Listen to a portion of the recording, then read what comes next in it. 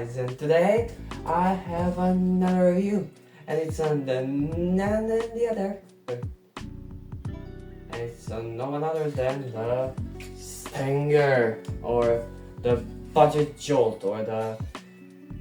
I would have reviewed the Jolt, but I don't have it, and guess what? They don't make them anymore.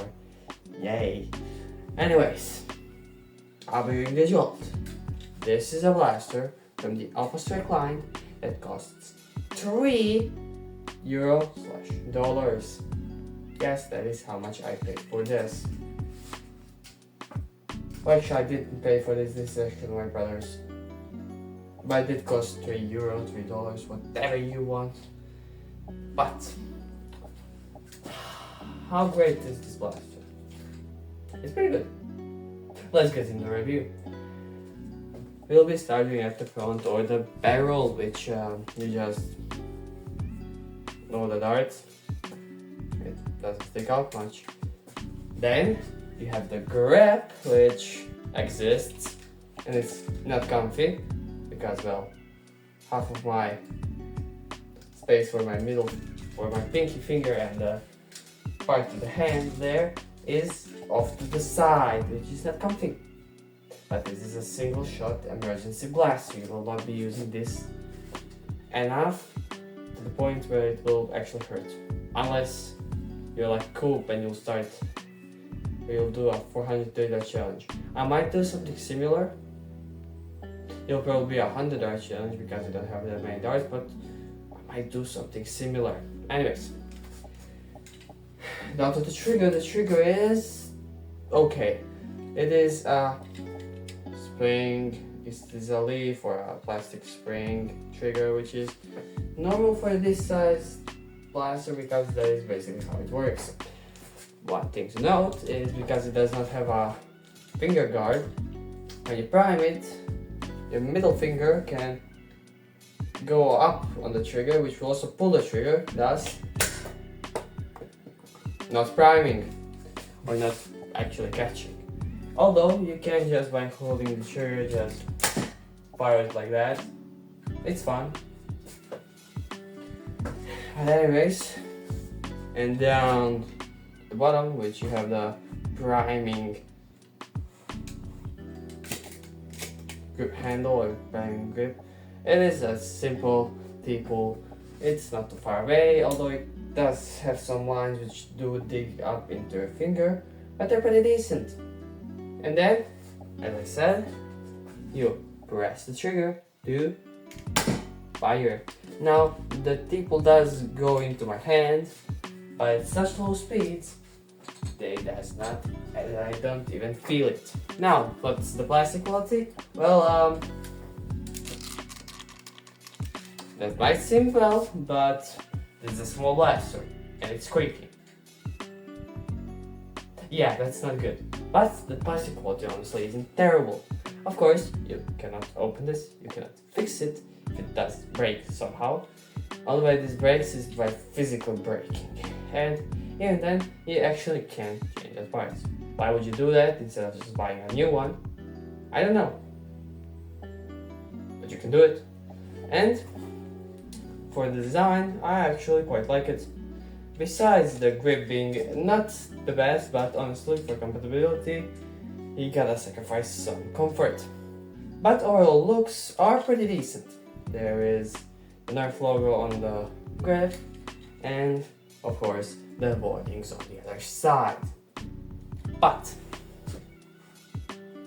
the pretty cool thing, at the top there is like this fake tactical rail. Yeah, it's pretty cool. I kinda like that. That was fast, although still not fast enough considering this is a Jolt skin. Kind of. We'll talk that into the conclusion after the pirate test, which we shall go do now.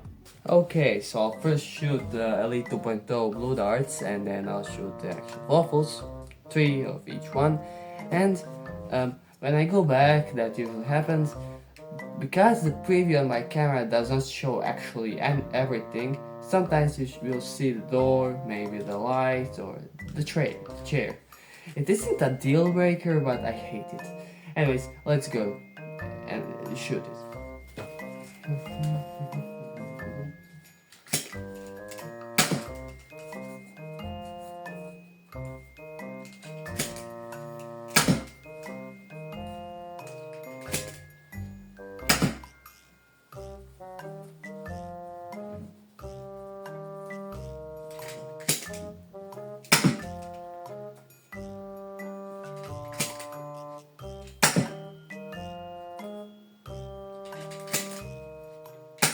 I mean, what did you expect this blaster to do? It's a Jolt reskin. Kind of. The Jolt is basically the same when you look at the functionality.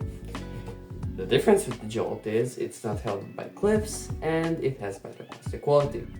Now those are all choices that they could have made with this. But there is one difference between this and the Jolt, and that is there is no finger guide. Honestly, that is the worst part of this blaster, because when you prime it, it doesn't want to prime. So what do? Well, I just do that. I've gotten used to it, but for kids, that is decent. Now there are a few good things about this. But the less good thing is this is basically the Jolt reskin template. Why do I say that? Well, because if you remove this orange part,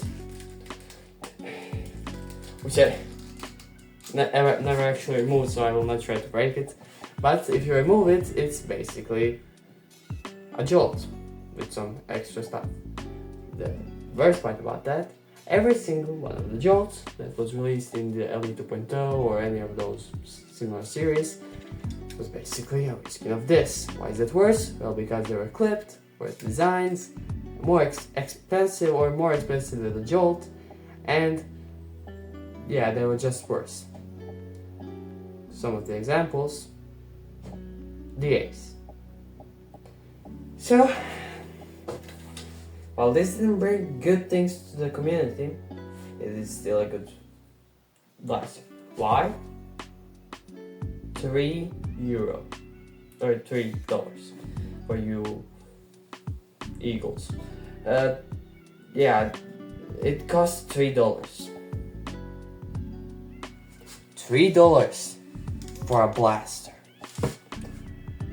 $3 for the Nerf logo. This might just be worth the logo. Yeah. But the price is what's the best about this blaster. If this blaster was $5 to $7, no, stay away. $3, yeah, buy it. Even if it's more expensive in your country, but so are the other stuff, yeah, you can still go ahead and buy it. It is gonna be a good thing for your children, but again, there is that problem with the priming trigger, but it's alright. So, my opinion on this blaster is, if you have money, want the Jolt, yeah, but if you don't, well, just don't. It's a Jolt. Or it's the Stinger. Now every Jolt after in the LE 2.0 series, it's not a Jolt reskin, it's a Stinger reskin. I threw it in the pillow. That way. Anyways, this is a pretty short video. Oh, holy shit, that's 9 minutes. Anyways, this month was not the best for my channel. It was much better than all of my other weeks. I did get more views and more watch hours than my last week, and that's not even counting this video, but I did get a lot less subscribers. For example, September, I got 29 subscribers. August, I got 33. This month, I got 16. Now, that does seem like a huge drop off, But most of those people were my classmates from now middle school, so it makes sense. But I hope you still subscribe, and I don't want this to be over 11 minutes. So yeah, my name is Nick C, and bye bye.